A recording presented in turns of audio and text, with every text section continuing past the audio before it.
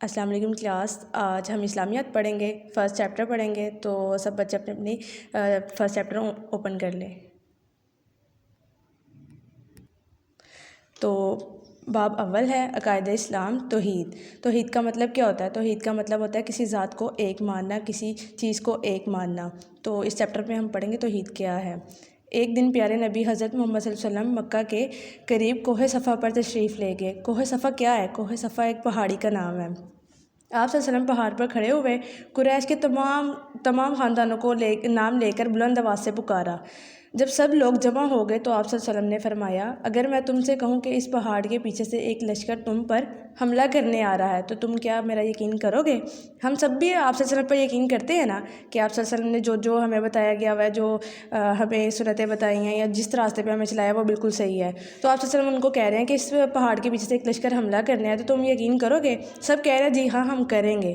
سب نے کہا کیوں نہیں، ہم آپ صلی اللہ علیہ وسلم کو ہمیشہ سچ بولتے پایا ہے، ہم یقین کریں گے آپ صلی اللہ علیہ وسلم کا۔ آپ صلی اللہ علیہ وسلم نے فرمایا تو پھر سنو، بتوں کو پوجنا چھوڑ دو۔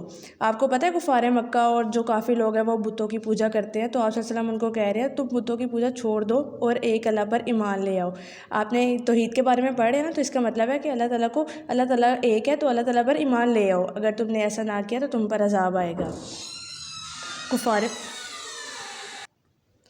کفار مکہ بتوں کی پوجا کرتے تھے۔ ان کا خیال تھا کہ بت اللہ تعالیٰ کے ساتھ خدائی میں شریک ہے اور انہیں نفع یا نقصان پہنچانے کی طاقت رکھتے ہیں۔ اب آپ سب کو پتہ ہے کہ اللہ تعالیٰ ہی ہمیں نفع اور نقصان دیتے ہیں، اللہ تعالیٰ ہی ہمیں اللہ تعالیٰ ہی ہماری ساری دعائیں قبول کرتے ہیں۔ تو ان لوگوں کو لگتا تھا کہ جو وہ بتوں کی پوجا کرتے ہیں وہ بھی اللہ تعالیٰ کی طرح ان کو نفع یا نقصان پہنچاتے ہیں۔ اس لیے جب نبی کریم صلی اللہ علیہ وسلم نے ان کے جھوٹے عقیدے کے خلاف بات کی تو وہ ناراض ہو گئے اور وہاں سے اٹھ کر چلے گئے، اگرچہ وہ لوگ آپ صلی اللہ علیہ وسلم کو صادق اور امین کہتے تھے۔ آپ کو میں نے بتایا نا کہ آپ صلی اللہ علیہ وسلم کو وہ کہہ رہے ہیں کہ ہم آپ صلی اللہ علیہ وسلم کو ہمیشہ سچ بولتے پایا ہے، لیکن وہ پھر بھی آپ صلی اللہ علیہ وسلم سے ناراض ہو گئے اور اٹھ کر چلے گئے۔ اس کے باوجود انہوں نے آپ کی بات کو ماننے سے انکار کر دیا۔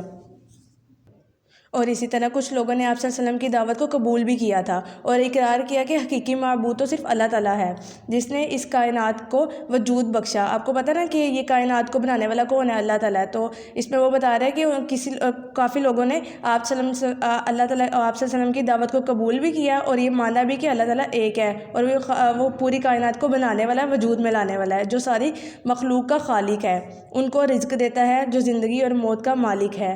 حضرت بلال رضی اللہ تعالیٰ عنہ بھی انہی لوگوں میں شامل تھے جنہوں نے ایک اللہ کو ماننے کا اقرار کیا تھا۔ ان کے مالک کو پتہ چلا ان کا حبشی غلام مسلمان ہو گیا ہے۔ جو حضرت بلال تھے وہ غلام تھے کسی کے، تو جب ان کے مالک کو پتہ چلا کہ میرا حبشی غلام جو ہے وہ مسلمان ہو گیا ہے تو وہ شدید غصے میں آ گیا۔ وہ حضرت بلال رضی اللہ تعالیٰ عنہ کو بھوکا پیاسا رکھتا تھا، دھوپ پہ کھڑا رکھتا، تپتی ریت پر الٹا لٹاتا اور ان کے سینے پر بھاری پتھر رکھ دیتا اور کہتا کہ حضرت محمد صلی اللہ علیہ وسلم کا انکار کر کے لات اور عزیٰ کی پوجا کر، نہیں تو تیرے ساتھ اسی طرح کیا جاتا رہے گا یہاں تک کہ تم مر جائے۔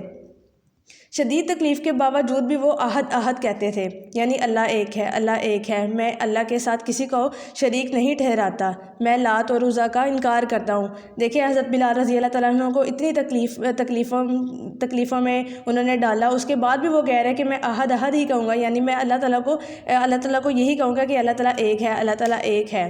دین اسلام میں اللہ تعالیٰ کو ایک ماننے کا نام توحید ہے۔ تو بچوں ہم چیپٹر میں پڑھ رہے تھے نا توحید سے کیا مراد ہے، تو یہاں یہ دیکھیں توحید دین اسلام میں اللہ تعالیٰ کو ایک ماننے کا نام توحید ہے۔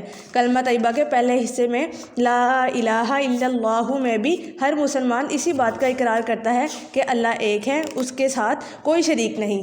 عقیدہ توحید اسلام کا بنیادی عقیدہ ہے۔ قرآن مجید میں بھی سب سے زیادہ عقیدہ توحید کے بارے میں بات کی گئی ہے۔ نبی کریم حضرت محمد صلی اللہ علیہ وسلم نے سب سے پہلے اسی عقیدے کی طرف بلایا۔ تو جب آپ صلی اللہ علیہ وسلم نے دین اسلام کی تبلیغ کی، سب کو دعوت دی، تو آپ صلی اللہ علیہ وسلم نے بھی اسی عقیدے کی طرف سب سے پہلے بلایا کہ اللہ تعالیٰ ایک ہے، یعنی توحید کی طرف سب کو بلایا۔